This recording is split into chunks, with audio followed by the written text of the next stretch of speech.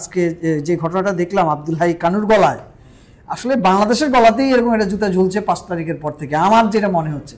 আপনি দেখেন, আপনি যদি প্রতিটা দিন আপনি বিশ্লেষণ করেন, বিজয় দিবস থেকে শুরু করে, সংবিধান থেকে শুরু করে, জাতির পিতা থেকে শুরু করে, জয় বাংলা থেকে শুরু করে, ৭ মার্চ, মানে সবকিছু নিয়ে আপনি যখন ডে বাই ডে আপনি এই যে এক একটা করে জুতা, একটা দড়ির মধ্যে এক একটা করে জুতা গাঁথা হচ্ছে, এবং এই জুতাগুলি সব তৈরি করা হচ্ছে, মানে আমাদের ৭১-এর বলতে খুব দুঃখ হচ্ছে এবং ভয় হচ্ছে। আমি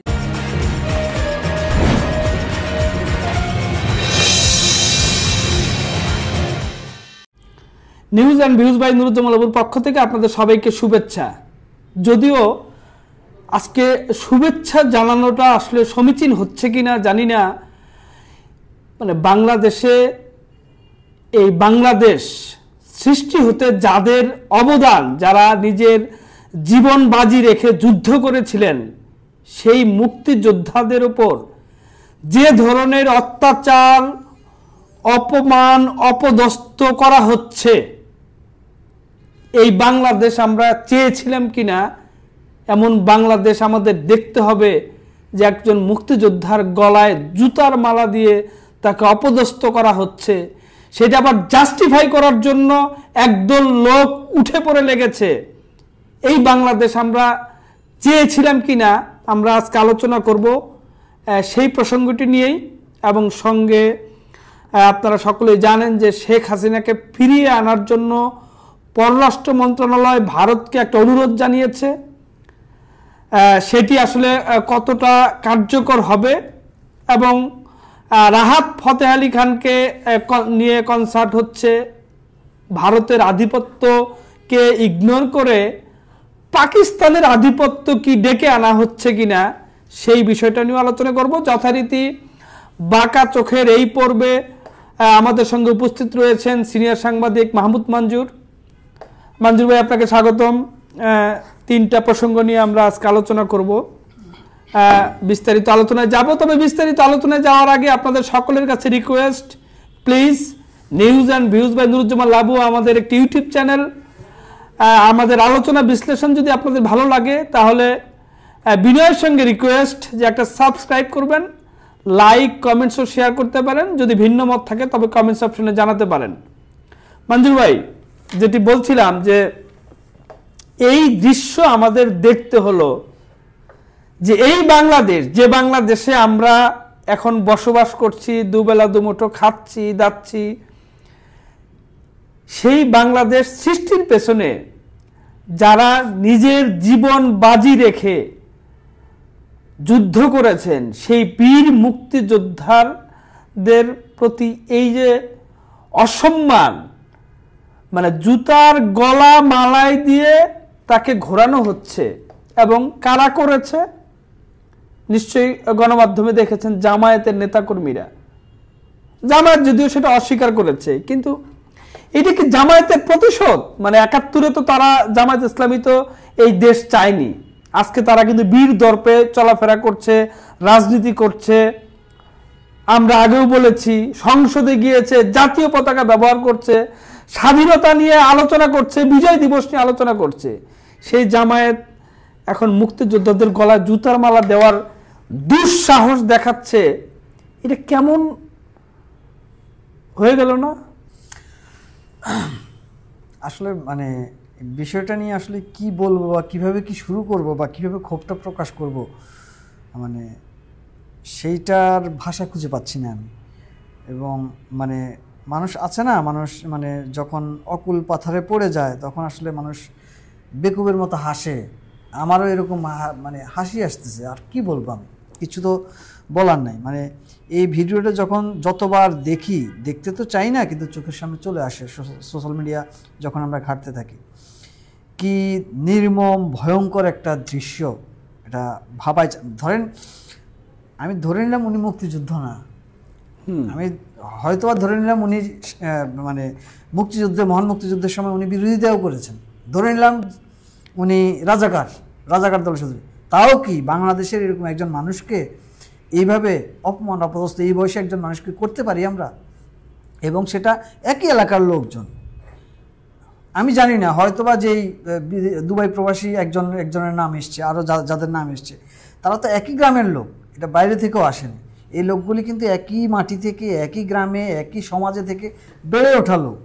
সেই মানুষগুলি যখন হঠাৎ করে এরকম একটি ঘটনা ঘটায়, তার মানে আমাদের আসলে নীতি নৈতিকতা, দেশ রাজনীতির বাইরেও আমাদের একটা মানে অমনুষ্যতা কাজ করছে। তা না হলে এরকম বর্বরচিত কাজ তো আমরা করতে পারি না। আমার তো মনে পড়ে না এই যে আওয়ামী লীগের শাসনামল, 15-16 বছরের শাসনামল, এই শাসনামলে কোনো রাজাকারকে বা কোনো আলবদরকে বা কোনো শান্তি বাহিনীর কোনো লোককে মানে এভাবে জুতার মালা পরিয়ে হাঁটিয়েছে, এটা আমার নজরে আসে নাই। তাদের মামলা হয়েছে, ফাঁসি হয়েছে, সামাজিকভাবে তারা হয়তো বা তুচ্ছ-তাচ্ছিল্যের শিকার হয়েছেন, খবর প্রকাশ হয়েছে, কিন্তু এভাবে জুতার মালা পরিয়ে প্রকাশ্য দিবসকে হাঁটানো এবং ভিডিও করা, এবং পরে উনি ইন্টারভিউতে বলেছেনও, আব্দুল হাই কানু সাহেব, যে চাপাতি নিয়ে, কষাইয়ের চাপাতি নিয়েও এসছে তাকে জবাই করার জন্য, তার গলার মধ্যে ধরেছে, সেটার ভিডিও ফুটেজ আসেনি বা তখন হয়তো বা কেউ ভিডিও করেনি, তাকে শুইয়ে গলার মধ্যে চেপে ধরা হয়েছে, জবাই করে দিবে। পরে একজন থামালো যে না না, এটা এখনই না, এটা পরে। তাকে পাড়ানো হয়েছে, তার মাথায় বাড়ি দেওয়া হয়েছে, যত রকমের লাঞ্ছনা বঞ্চনা করার দরকার অন স্পট তত সবই করেছে। আমার কাছে যে সব বাদ দেন, আমি ধরে নিলাম মুক্তিযোদ্ধা না, আমি ধরে নিলাম উনি অপরাধী, আমি কি এইটা আমরা কি এই সমাজ চাই, এই সমাজ চেয়েছি, বা আমরা কি এই সমাজই গড়ে তুলেছি যে একজন এই বয়সে একজন লোক বা কোনো মানুষকে এভাবে বর্বরচিত কাজ করব আমরা? আমি তো সেইটা আমার মূল ফোকাসটা হচ্ছে মুক্তিযুদ্ধ বা জামাত, এই বিষয়গুলির আগে আসলে আমাদের মানুষ হিসেবে আমাদেরকে বিবেচনা করতে হবে।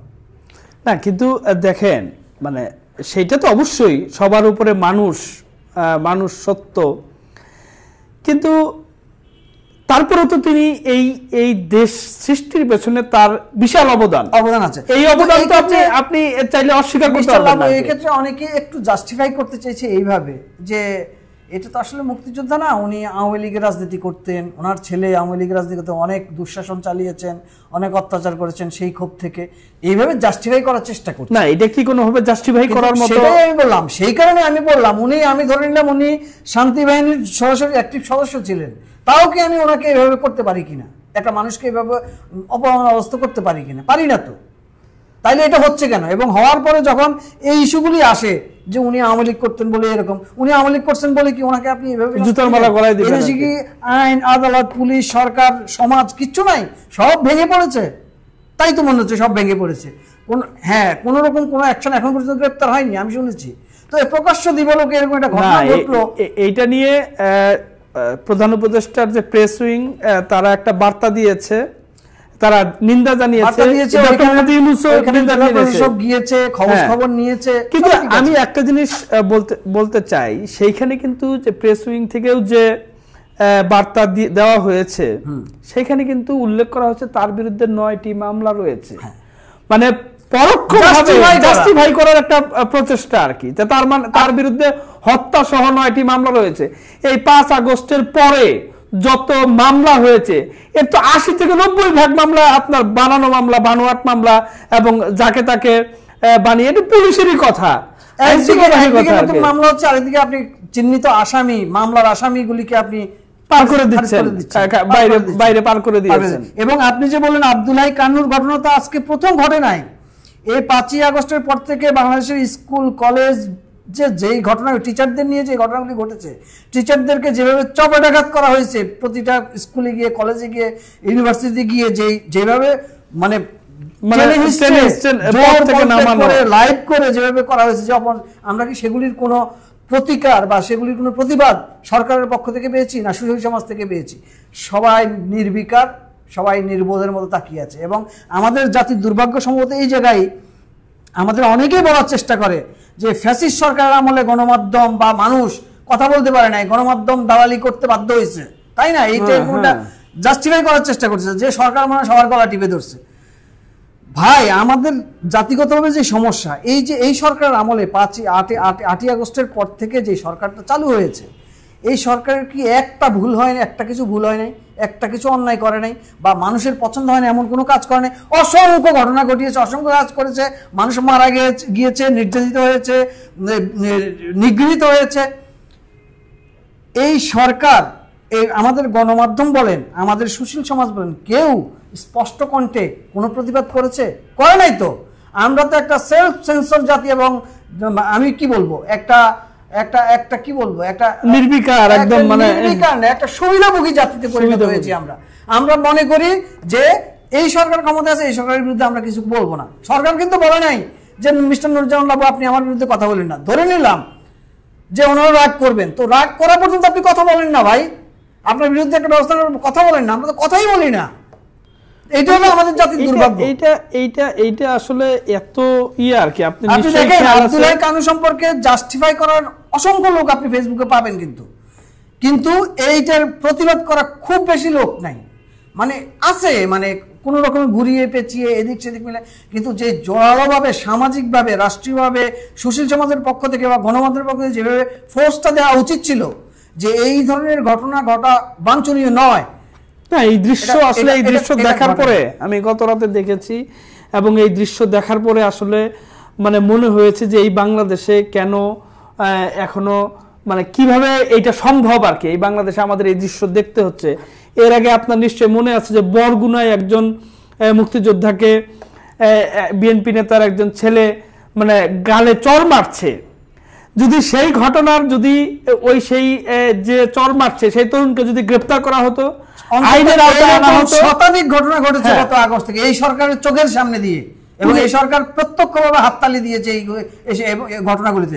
বরং আমরা মানে আমাদের দুর্ভাগ্যজনকভাবে বিএনপির প্রতি আমাদের যাদের আস্থা নাই, বা আমরা অনেক মশকরা করেছি যে উনি লন্ডনে বসে স্কাইপিতে বসে দেশ চালায়, রাজনীতি করার চেষ্টা করে, ক্ষমতা চেষ্টা করে, বরং বিএনপির পক্ষ থেকে এরকম 2-4টি ইনসিডেন্টের ব্যাপারে হুঁশিয়ারি দেখেছি তার দলের কর্মীদের প্রতি, এবং তারা বহিষ্কারও করেছে এই 2-4টি ইনসিডেন্টের ব্যাপারে। কিন্তু আমাদের যে সরকার, যে সরকারের প্রতি আমাদের এত আস্থা, এত স্বপ্ন, এই সরকারকে নিয়ে বৈষম্য বিরোধী একটা বার্তা নিয়ে, পতাকা নিয়ে ওনারা এসছেন, ওনাদের মধ্যে বৈষম্যের পর্যন্ত আজ পর্যন্ত দেখা যায়নি। মঞ্জুর ভাই, এটা তো আসলে দুঃখজনক ঘটনা। এটা নতুন করে আর কি বলবো আর কি, বলার ভাষা হারিয়ে ফেলছি আর কি, যে এত বড় একটা ইনসিডেন্ট, একজন মুক্তিযোদ্ধার গলায় জুতার মালা দেখতে হচ্ছে আমাদের, ভীষণ রকম দুঃখজনক। আমরা একটা অন্য প্রসঙ্গে আসি। আপনি জানেন যে আজকে শেখ হাসিনাকে ফেরত আনার জন্য একটা কূটনৈতিক পত্র দিয়েছে বাংলাদেশের পররাষ্ট্র মন্ত্রণালয়। কিন্তু ভারতের সঙ্গে যদিও আমাদের রয়েছে, বন্দি প্রত্যাবর্তন একটা চুক্তি রয়েছে, কিন্তু সেইখানে কয়েকটা ক্লজ রয়েছে যে যদি যাকে ফেরত পাঠাবে সেই ব্যক্তিকে যদি পলিটিক্যালি বায়াসড হয়ে সেই দেশে বিচার করা হয়, এরকম যদি সম্ভাবনা থাকে, তাহলে সেই চুক্তি অস্বীকার করতে পারে সংশ্লিষ্ট দেশ। তো এই ক্ষেত্রে মনে হয় যে আপনাকে শেখ হাসিনাকে ফেরত দিবে এই ভারত দেওয়ার কোনো পসিবিলিটি আছে? সেই পসিবিলিটি আসলে বলা উচিত আসলে ভারতের পক্ষ থেকে সেই মানে সেটা সম্ভাবনা কতটুকু আছে সেটা তারাই বলতে পারবে। আমরা যেটা হাইপোথেটিক্যালি যেটা আলাপ করতে পারি, যেটা সোজা ভাষায় যদি বলি, তাহলে এখনই সম্ভাবনা নাই, সেই সম্ভাবনা তৈরি হয়নি।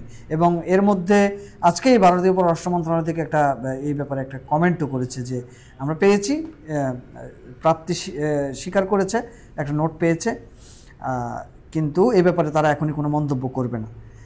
তো এটাই স্বাভাবিক মন্তব্য না, এটা কূটনৈতিক জায়গা থেকে বিষয়টাই আসলে পুরোটাই কূটনৈতিক। কিন্তু একই সঙ্গে এইদিকে তো এটাও এস্টাবলিশ যে বাংলাদেশের যে শেখ হাসিনার বিচার হচ্ছে, এখানে পুরোটাই পলিটিক্যালি একটা ইনভলভ, যেটা আমরা আগেও বিভিন্ন সময় বলেছি যে যে ইন্টারন্যাশনাল ক্রাইম ট্রাইব্যুনাল, সেইখানে চিফ প্রসিকিউটর জামাতের লোকজন পদে ছিল একসময়, এবং যখন যুদ্ধাপরাধীদের বিচার হয়েছে তখন যুদ্ধাপরাধীদের পক্ষে তিনি আইনজীবী হিসেবে নিযুক্ত ছিলেন। এটা নিয়ে তাকে আমরা চিফ প্রসিকিউটর বানিয়েছি, এবং এটা তো আমি সেটা বরাবর ঘুরে ফিরে ওই একই কথা বলি। আমরা আসলে এই জুতার মালা যে আজকে যে ঘটনাটা দেখলাম আব্দুল হাই কানুর গলায়, আসলে বাংলাদেশের গলাতেই এরকম একটা জুতা ঝুলছে 5 তারিখের পর থেকে, আমার যেটা মনে হচ্ছে। আপনি দেখেন, আপনি যদি প্রতিটা দিন আপনি বিশ্লেষণ করেন বিজয় দিবস থেকে শুরু করে, সংবিধান থেকে শুরু করে, জাতির পিতা থেকে শুরু করে, মুক্তিযুদ্ধ, জয় বাংলা থেকে শুরু ৭ করে, মার্চ, মানে সবকিছু নিয়ে আপনি যখন ডে বাই ডে আপনি এই যে এক একটা করে জুতা, একটা দড়ির মধ্যে এক একটা করে জুতা গাঁথা হচ্ছে, এবং এই জুতাগুলি সব তৈরি করা হচ্ছে, মানে আমাদের ৭১-এর বলতে খুব দুঃখ হচ্ছে এবং ভয় হচ্ছে, আমি জানি না এই কথাটা মানে সংশ্লিষ্টরা কিভাবে নেয়। আমাদের মুক্তিযুদ্ধের সময়ের যেই বিরোধী শক্তিটা ছিল এই দেশে, সেই মানুষগুলোই আমি এখন চারপাশে দেখছি, এবং সেই মানুষগুলি তখন যে আচরণ করেছে, বাপ দাদাদের কাছ থেকে যেভাবে শুনেছি, সেই আচরণগুলি এখন হচ্ছে। এবং যাদের বিচার হলো, স্বাধীনতা বিরোধী অপরাধের জন্য যাদের বিচার হলো, যাদের ফাঁসি হলো, যে দলকে রাজনৈতিকভাবে ধামাচাপা দেওয়া বন্ধ করানোর চেষ্টা করা হলো, সেই দলটাই এখন স্টেক হোল্ডার, সেই দলটাই এখন চিফ প্রসিকিউটর হচ্ছে, সেই দলটাই নানা জায়গায় দলের মতবাদগুলি ছড়াচ্ছে আর কি। এবং যেটা বললেন যে ওই যে জুতার মালাটা বাংলাদেশের গলায় পরানোর জন্য এখন, হ্যাঁ, বাংলাদেশে এটা মুক্তিযুদ্ধ আব্দুল হাই খানের গলায় ছিল না তো মালাটা, এই মালাটা তো বাংলাদেশের গলায়। উনি তো একটা বাংলাদেশের স্থপতি, তো উনি one of the stakeholder, যোদ্ধা। ওনার গলায় যখন জুতার মালাটা থাকে, ওনার গলায় কিন্তু আর থাকে না, এটা বাংলাদেশের গলায় এই জুতার মালাটা। এবং এই মালাটা গাঁথা হচ্ছে কিন্তু সেই 5ই আগস্টের পর থেকে, 5ই আগস্টের আগে থেকেই হয়তো প্ল্যান ছিল বা দড়িটা সংগ্রহ করছিল তারা, সেটা আমরা টের পাই নাই। আমরা বৈষম্য বিরোধী ভেবে, এবং শেখ হাসিনা যখন এদেরকে রাজাকারের বাচ্চা বা রাজাকার বলার চেষ্টা করছিল, তখন আমাদের খুব রাগ হয়েছিল যে এই ভদ্রমহিলা কি পাগল নাকি, উনি তো অভিভাবক, উনি এইভাবে বাচ্চা শিশুদেরকে ঢালাওভাবে এই মন্তব্য কেন করবে। কিন্তু 5ই আগস্টের পর আপনি কি দেখতে পাচ্ছেন, উনি অমুক বিশ্ববিদ্যালয়ের ছাত্র শিবিরের নেতা, উনি অমুক সংঘের নেতা, উনি সেই। তারপরে কমিটিগুলিতে কি কাদের নিয়ে কমিটি করা হচ্ছে, বিভিন্ন কমিটি বলেন, বিভিন্ন বলেন, সব তাদের কথাবার্তা, তাদের মোটিভ কি, বিজয় দিবস নিয়ে তাদের মোটিভ কি, জয় বাংলা নিয়ে মোটিভ কি, ৭১ নিয়ে মোটিভ কি, দেখতেছেন না। তা আজকে মুক্তিযুদ্ধের গলায় মালা পড়ছে, আমরা হই হই করে উঠলাম সবাই, কিন্তু আসলে এই মালাটা কিন্তু আজকে পরানো হয়নি না। এবং রিলেটেড দেখেন, যেটা আমাদের প্রসঙ্গে আলোচনা করেছিলাম, যে আসলে এই যে মুক্তিযুদ্ধ বিরোধিতা এবং পাকিস্তান প্রেম, এই সরকার তো পাকিস্তান প্রেমও আমরা দেখেছি আর কি। এবং রাহাত ফতেহ আলী খান এসেছেন পাকিস্তানি হিসেবে ভারতীয় আগ্রাসনের প্রতিবাদে। এইখানে একটা গুরুত্বপূর্ণ বিষয় আর কি, এখন দেশের যে ইকোনমিক্যাল ক্রাইসিস, সেই ক্রাইসিসের সময়ে পাকিস্তানের একজন শিল্পীকে আমরা আনলাম $2,00,000 খরচ করে আর কি। প্রথমে আমরা গল্প শুনলাম যে তিনি ফ্রি গাইতে এসেছেন, তিনি গাইবেন আর্মি স্টেডিয়ামে।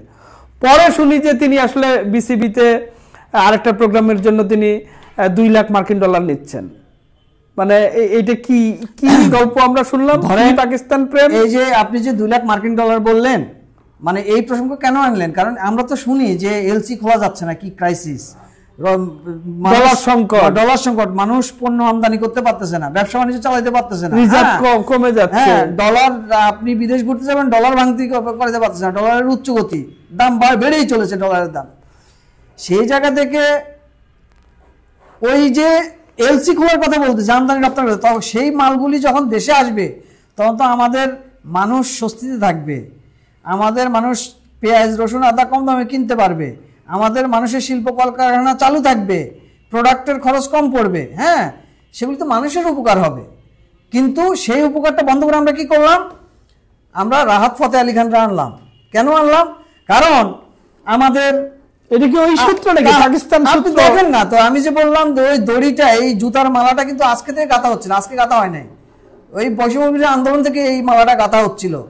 তা না হলে, কারণ আপনার মুক্তিযোদ্ধাকে হেনস্থা করতে পারতেছেন, আপনি আওয়ামী লীগকে বিতাড়িত করলেন, ছাত্রলীগকে নিষিদ্ধ করলেন, আপনি জয় বাংলা বন্ধ করলেন, আপনি যত মুক্তিযুদ্ধের রিলেটেড যত ইভেন্ট আছে সবকিছু আপনি কলাপস করতে থাকলেন, আপনি কাওয়ালি ঢুকালেন। এখন আপনার কালচারাল অ্যাক্টিভিটিস তো বাড়াইতে হবে। আপনার এই যে মৌলবাদী বা ধর্মীয় বা স্বাধীনতা বিরোধী যে চক্র, সেই চক্রের কালচারাল অ্যাক্টিভিটিস তো আপনার বাড়াইতে হবে।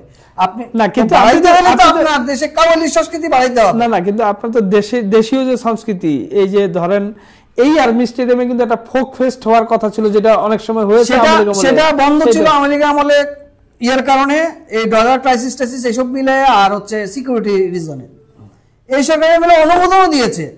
ফোক ফেস্ট বাংলাদেশের অন্যতম বৃহৎ গ্লোবাল একটা ইভেন্ট, মিউজিক্যাল ইভেন্ট, অসাধারণ ইভেন্ট। এই ইভেন্টটা অনেকেই, প্রচুর মানুষ খুশি হয়েছিল যে আবার এরকম একটা মেলা হবে, এরকম একটা মিউজিক্যাল ফেস্ট হবে। সেই ফেস্টটা অনুমতিও পেয়েছে, তারা সব কাজ গুছিয়ে ফেলেছে, আর্টিস্ট কন্ট্রাক্ট থেকে শুরু করে ভেন্যু টেনু ডেট টেট সব কমপ্লিট। সম্ভবত 23 জানুয়ারি হওয়ার কথা, সেটা হঠাৎ করে ক্যান্সেল, কোনো কারণ ছাড়াই, কোনো কারণ নাই। এবং এবং কারণ আয়োজকরা কারণও বলতে পারছে না। ওই যে বললাম আমরা সেলফ সেন্সর জাতি একটা, আমরা ভয় পাই। এবং সেই স্টেডিয়ামে আমরা স্টেডিয়াম টোল ফ্রি, আমরা এক্সপ্রেসওয়ে ফ্রি, নুসরাত ফাতে আলী খান ফ্রি আসলেন, মানে দুনিয়াটা ফ্রি এর রাজ্যে রাহাত ফাতে আলী খানের বিশাল কনসার্ট আমরা করে ফেললাম। এবং তারপর দিন দেখলাম বিপিএল এর ওপেনিং তিনি করলেন এবং পরে বের হলো যে তিনি 2 লাখ মার্কিন ডলার বিনিময়ে আসছেন আর কি। তার মানে কি? তার মানে হইলো, আপনি তো বুঝতে পারতেছেন যে জুতার মালাটা আসলে কোথায় কিভাবে গাঁথা হচ্ছে, জুতাগুলি কি কি, এইগুলি হলো জুতা, বাংলাদেশের গলায় জুতার মালা সোজা হিসেবে। সেটাই মঞ্জুর ভাই, খুবই দুঃখজনক বিষয়। আসলে মনে হচ্ছে যে একদিকে ভারতীয় আগ্রাসন, আমরা তো কোনো আগ্রাসনই চাই না, একদিকে ভারতীয় আগ্রাসন বন্ধ করার যে আন্দোলন সেটা ভারতীয় আগ্রাসন, আরেকদিকে কিন্তু পাকিস্তানি আগ্রাসন। ভারতীয় আগ্রাসন বন্ধ হোক, এটা তো আমি আপনিও চাই। আমি তো চাই না ভারতীয় সিনেমা এই দেশ দখল করুক, ভারতীয় গান, ভারতীয় শিল্পী, ভারতীয় কালচার গ্রহণ করুক। আমার দেশের যে কালচারাল যেই অ্যাক্টিভিটি বা আমাদের যে গ্রাউন্ড বা শেকড় যে সমৃদ্ধ, আমাদের লালন হাসন ফোক আধুনিক সিনেমা আমার তো কম নাই ভাই, আমাদের তো অনেক বড় সমৃদ্ধ একটা কালচারাল জাতি আমরা, আমাদের আছে। তো সেই জায়গাটা সমৃদ্ধ হোক, সেই জায়গাটা আরো বড় হোক, বিস্তৃত হোক, সেটা তো আমরা চাই। তা আমরা ভারতকে বয়কট করতে গিয়ে যদি দেশেরকে গলা টিপে মেরে ফেলি, দেশের শিল্প সংস্কৃতি, এবং এখানে যদি শুরুতে কাওয়ালি শুরু করে দেয় আর রাহাত ফাতে আলী, নুসরাত ফাতে আলী পাকিস্তান থেকে আমরা আমদানি শুরু করি, আতিফ আসলামদের রাহাত ফাতে আলী এখান নিয়ে এসে কোটি কোটি টাকা ডলার দিয়ে, তাহলে বিষয়টা কি হলো? সে জেলাও সেই কদু, আরো খারাপ অবস্থা। না সেটাই খুবই আজকের আসলে সবচেয়ে বড় বিষয়। এর চাইতে আসলে জঘন্যতম ঘটনা ঘটতে পারে না। এটা আসলে আইনের শাসন যদি না থাকে তাহলে এইসব ধৃষ্টতা মানুষ দেখাতে পারে যে একজন বীর মুক্তিযোদ্ধার গলায় জুতার মালা দিয়ে তাকে হেনস্থা করা। মঞ্জুর ভাই যেটি বললেন যে এটা আসলে বাংলাদেশের গলায় জুতার মালা দেওয়া হয়েছে, আমিও তাই মনে করি যে এটা আব্দুল হাই কানুর গলায় না, বাংলাদেশের গলায় জুতার মালা। এবং যারা এই দুঃসাহস দেখিয়েছে, যদিও সরকারের পক্ষ থেকে শুনেছি যে তাদেরকে গ্রেপ্তারের নির্দেশ দিয়েছে, কিন্তু এখন পর্যন্ত গ্রেপ্তার হয়নি। এটা দুঃখজনক, এটা লজ্জাজনক, এটা জাতি হিসেবে আমাদের জন্য মানে কোনোভাবেই এটা মানার মতো কোনো বিষয় না। আপনাদের সবাইকে ধন্যবাদ। আজকে এ পর্যন্তই, আবারও বাঁকা চোখে নতুন কোনো ইস্যু নিয়ে আপনাদের সামনে হাজির হব। সে পর্যন্ত ভালো থাকুন, সুস্থ থাকুন, আল্লাহ হাফেজ।